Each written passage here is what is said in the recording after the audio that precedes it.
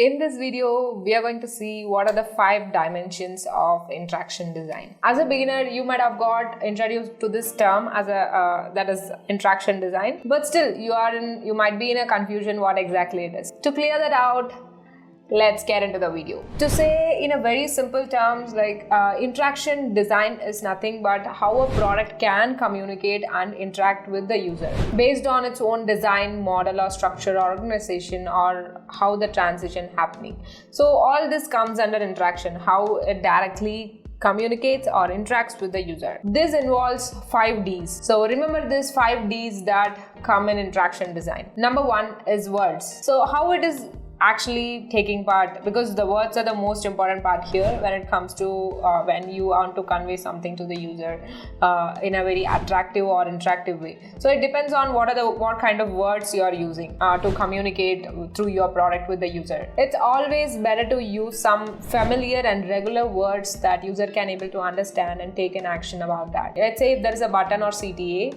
that implies the message to create an account. The actual process that is happening here is, as a user, I am sending a request to the product to register myself inside that. Why we are showing it is create my account instead of send registration request? Because create my account is something feels like I own it. So it is my account, I'm going to access it. It feels like it's your own product. The interaction design is suggesting to give it like this, not like this. But actually what happening here is send registration request is what user has to do it. We are not showing that upfront, we are just working on the words and showing it like create my account. So this is the difference between words, that how you can use the words, how you can create copies, and how you can improve your words in a very simple terms like that user can understand and user can feel relatable with your product. To wrap up this, the safe and recommended option is to avoid technical terms and use a layman language that any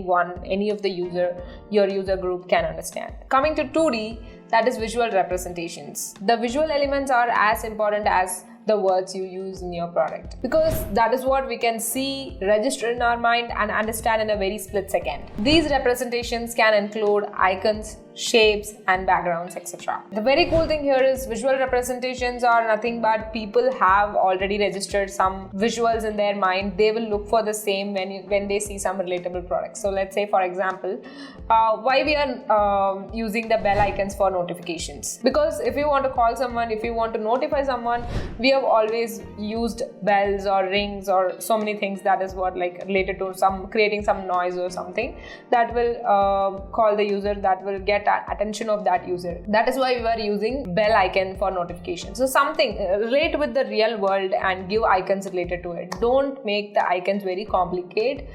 User can't understand what is it. If you're going to introduce some new or anything that is not in the trend or that is not used any other apps, so you're going to give some new icons, that should include how you can register that in the user's mind. 3D is physical objects or space. This can include anything because they are going to interact with that product to use yours. It can be a computer, it can be a mouse, it can be screen, it can be a pen, it can be a remote controller, it can be a voice assistant device. They can be products, they can be gadgets that is helping the user to complete their goal by using your product. Number 4 is time. This is the dimension where many designers struggle to get it at first. This does not relate only just the time the user spend on your product, but also any effects that user can detect. This includes sounds, vibrations and animations, all the other roads of communication that user interacts with your product. For example, let's say when you're sending a message, this is not the time, only the time that can be considered, that should be considered according to this 4D. But still, while sending a message, you'll get some in WhatsApp we'll be getting some double ticks like sound for those sent messages. Also when you receive some message, you'll get a notification. It all includes the time, like how much time that users are spending inside it. So, and also the vibrations when you get a call or when you get a call through that application. It can be audio, it can be a video call, and some sort of animations for notification. For example, when you get a WhatsApp message, what happens? Like when you receive a message, you can either reply from there. You can, even though without opening the actual application, you can reply from the notification itself. So all this comes under this 4D. 5 days behavior. So as I said, like behavior can be how the user reacts for those interactions that is happening in your product, and how they are interacting with it, how they are giving response to what are the things, what are the animations, whatever that is happening inside your product. What is their response? Are they getting irritated, or are they getting frustrated, or getting happy, or it is supporting them to finish their goal? It all depends on their, like, how they behave for those interactions that you're providing it with the user. This often can be confused with the 4D, because 4D is time includes your the notifications, the animations, the vibrations that you're going to get, like sounds, whatever that is happening inside your product, maybe to notify, to connect with the user when they spend time in your product.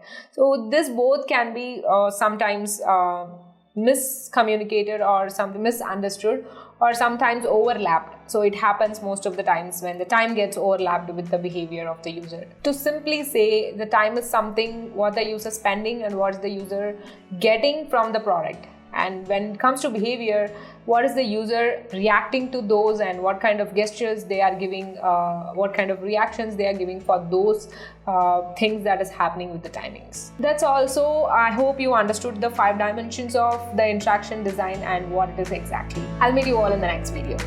Till then, bye-bye.